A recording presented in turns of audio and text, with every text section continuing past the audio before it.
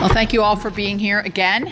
And I am excited that the NDAA has come forward. We're going to have amendments, as we should have. It's been several years before we've been able to have a robust process, so we're all embracing that.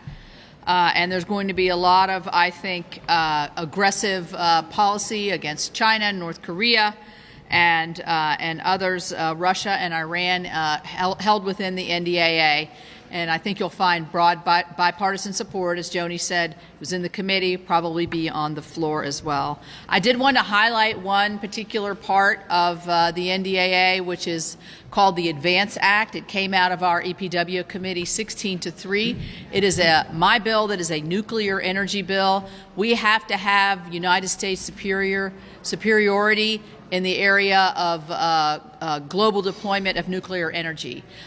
We are on the cusp of a lot of research and innovation and discovery on small modular nuclear reactors. There's a lot of excitement about it in terms of generation of power, but also using it as a fuel for industrial resources.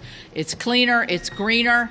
And we now have the superior innovations. We need to keep this. That's what the Advance Act does. But it also works with the Nuclear Regulatory Commission to make sure that they're responding quickly and getting the licensures of these plants up front and center so that our United States can be the technology of the future globally for nuclear energy. So I had chart envy last week because Joni had one.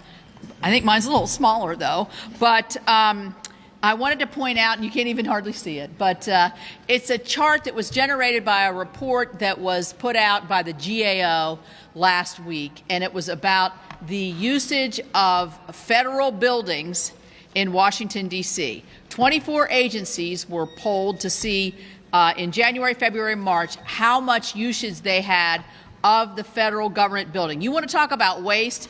That's what this chart's all about. This shows you that the highest usage of the buildings is a little bit over 30%. The lowest by some agencies is 9%, 9 to 10% of the available office space is actually being used.